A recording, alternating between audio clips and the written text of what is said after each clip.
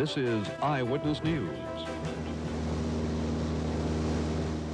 Dense fog, thick steam, and rush hour traffic. It was a deadly combination this morning on the Tower Drive Bridge in Green Bay. The grim specifics are 3 people killed, dozens of others injured in a 52-car pileup. Good evening, everyone. Thank you for joining us on Eyewitness News. It is being called one of the worst traffic accidents ever in northeast Wisconsin, the Tower Drive Bridge tragedy. Erin Davisson is standing by live with more on this truly horrible accident. Erin? Well, Tower Drive Bridge is open for traffic now. It has been for about the last 4 hours. But this morning, it was a pile of burned, twisted rubble. Julie Howard was on the scene and tells us how it all happened. At 6:45 this morning, the Tower Drive Bridge turned fiery and deadly. Police say fog, combined with thick smoke from the factories nearby, made it practically impossible to see. And that's when 52 cars started slamming into each other.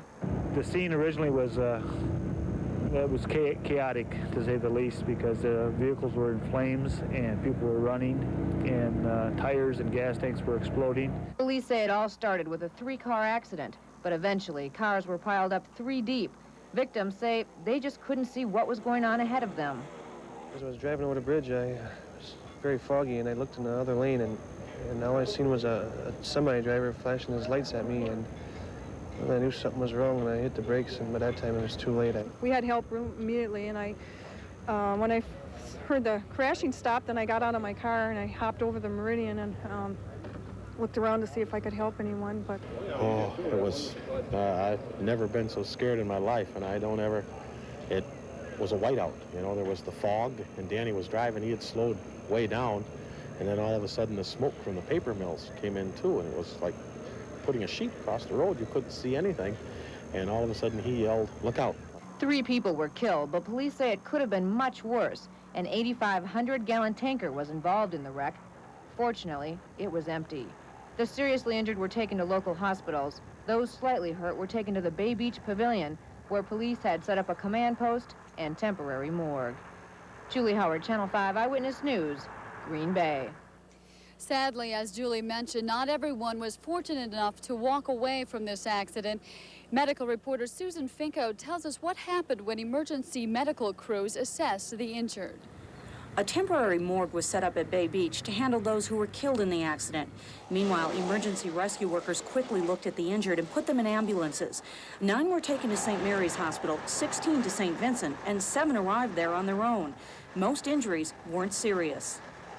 Primarily bruises and cuts, and that was for the vast majority. There were 5 people admitted here, 4 of which were trauma admits, where they had something very significant going on that required hospitalization.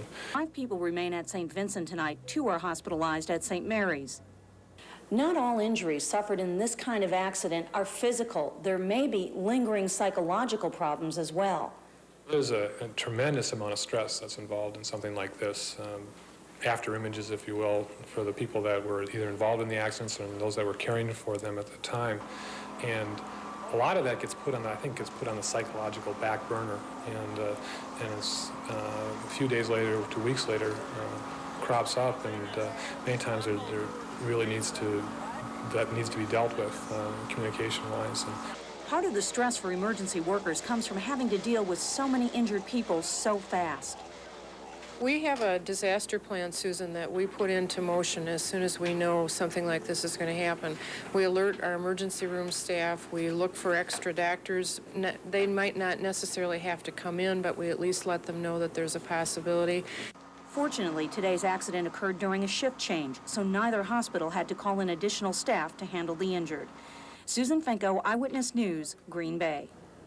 The nightmare on the Tower Drive Bridge is forever etched in the minds of survivors. Tonight, a SUAMICO man recalls the horrifying minutes he spent on the bridge as vehicles crashed all around him. And I got right on the very crest of the bridge and went into a complete whiteout. There was, couldn't see anything. We went from, traffic was probably going 40, 45 miles an hour. It slowed down to about 25, 30 miles an hour, and went into this white cloud, this cloud that it was coming from the paper mills. The fog was actually clear at the very top of the bridge, but you couldn't see anything because of the smoke up there. I locked up my brakes, and I slid sideways, and I just missed smashing into him. And the guy behind me, I heard him screeching as he came. I thought he was going to plow into me, but he ended up, looked like we were all parallel parked up on top of the bridge. Everything was just all twisted, and cars were smashed like little accordions. There was one car on fire that was wedged between a couple of trucks, and it was wedged right next to a tanker truck. And we all thought there might be a big explosion in just a little while, and I never saw anything like it. Adverse weather conditions often make traveling a very difficult situation on the Tower Drive Bridge, but it's unclear tonight whether anything can be done to prevent such a tragedy in the future. The combination of fog and steam from nearby smokestacks today made what officials call a white wall of fog.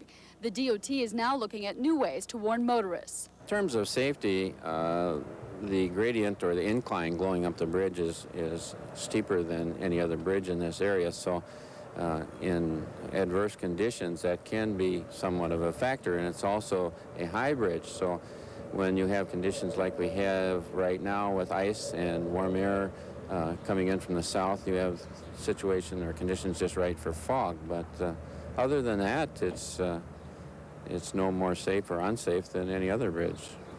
The Green Bay Police Department has the power to close the Tower Drive Bridge if conditions are too dangerous, but so far that's only been done for snow emergencies, not fog, and officials play down the part smokestacks play in obscuring visibility. I personally have noticed the smoke and steam from the mills occasionally blowing across there, but never in a foggy situation, a combination. Has it ever created a hazard, in your opinion, before? No. And the Green Bay Police Department says tonight that they will consider whether to close the bridge tomorrow if the foggy conditions remain. They say they'll send over patrol cars and judge the distance for visibility. Susan and Tom? What about the number of accidents that have occurred on the bridge? Do they keep statistics on that? They do keep statistics on that, and the DOT tells us that there are really no more accidents, and the accident rate on the Tower Drive Bridge is no higher than on other bridges. They say 24 accidents happened on the Tower Bridge last year. More than half occurred in bad weather. Erin, you mentioned that the police will make a determination in the morning, but they've never, the point that you made is that they have never done this before for anything other than snow. That's right.